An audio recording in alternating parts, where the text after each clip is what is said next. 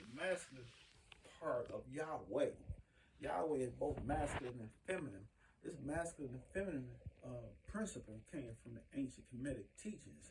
So we have the masculine, which is Yah. The way is feminine. So they call themselves by the Father's name. The Father's name will be implemented in the name. Yahshua, Jeremiah, all these different names. You got to look at what is being stressed. These symbols, or what should we say, syllables, broken up in syllables. We break them down in portions. Each name is a concept which identifies for something that relates to something from ancient Kemetic time. When we talk about ancient Kemetic, we talk about ancient Egypt. Our Kemetic history, our ancient history, our source of wisdom, our ocean of life.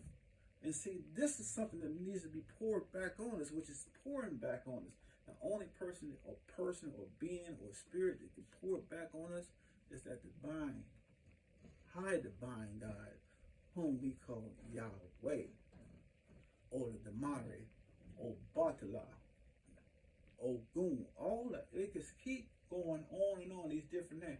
But when we talk about that Bible, we're talking about Yahweh. We talk about that Bible, we're talking about the Tanakh. When we talk about the Tanakh, we're talking about the Old Testament. When we talk about the Old Testament, we're talking about the Torah. We're always talking about the book of the prophets, the laws, the precepts, and Genesis, the beginning.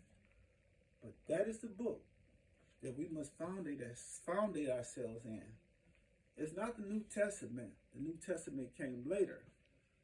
Go back to the old grounds, the old dark ground, old dark land, and re-identify yourself so that you can, in 2026, stand up and identify yourself properly by your name, knowing what your name means, knowing that you are expressed with meaning, knowing that when you walk, you are expressing yourself with meaning, that you are meaning with purpose here on earth, divine purpose, Yah's purpose.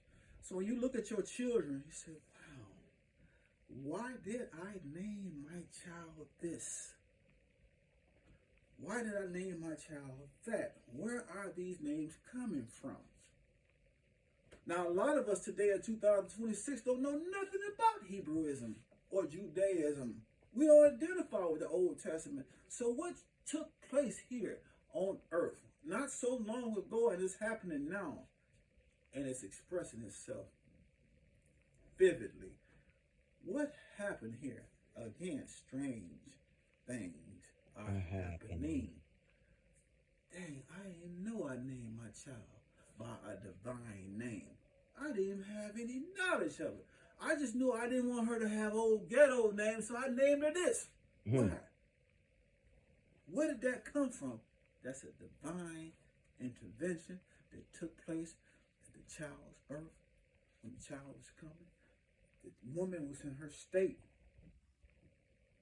Her state of what? She was in a purified state. A blossoming state. She had a glow. All women, when they are pregnant, all women, when they give birth, they have a glow. Yes. Because life, divine life, is coming forth in the vessel, in that temple of yours. That's right. Thank God for the blessed belly, for the blessed womb of a woman who is closer to the Most High. And that is why the child is given these names, because the women are close, not knowing that the Most High is working through them.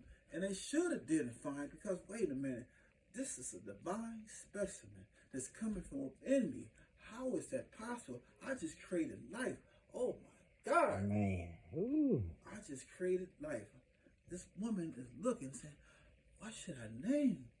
What kind of name should I give this divine specimen? And it came forth Anaya, Janaya, Alaya, and Amia, and it just kept going on with the Yah. Yes. And some of them just called the children by Yahya. Mm-hmm. Yahya. Little Yahya. Mm-hmm. Where is this coming from? You ask the parents, ask the mothers, ask the daddies and the fathers, Why did you name your child that? I don't know. They would tell you. Mm-hmm.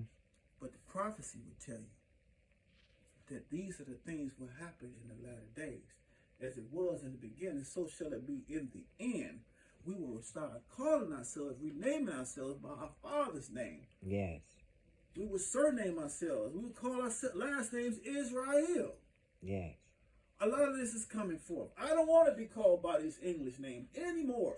Exactly. Because I am. I don't know, but I'm not that. You're not Greek. And so as we unfold, as the water is being poured down on the dry land, being poured into the empty vessels, there's a reawakening. Because what the Most High has made crooked, no man can make straight. So in the end, it shall be in the reawakening of Yah. Yeah. And now it's this. Now it's this. Welcome to our podcast. Now it's this. And it's most definitely a struggle. So today we were discussing about the name of Yah and our offsprings and our descendants that identify with the name Yah. I have grandkids that has that name. Yah. Janiyah. Aniyah. So it's all in reference to our God.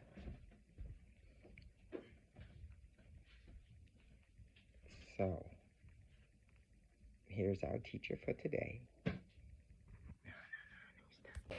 people Israel, and that name is stemming from that of ancient Kemetic times. So we're talking about this morning, as we're saying now, is this another episode, new episode. We're now returning back to this platform to announce that there is an awakening, a reawakening taking place. So let's go to chapter 44 in reference to the names that young people are now being called. A lot of generations of us who are now having children in this era of time, as you can identify with the names that we were calling ourselves prior to, like for instance, John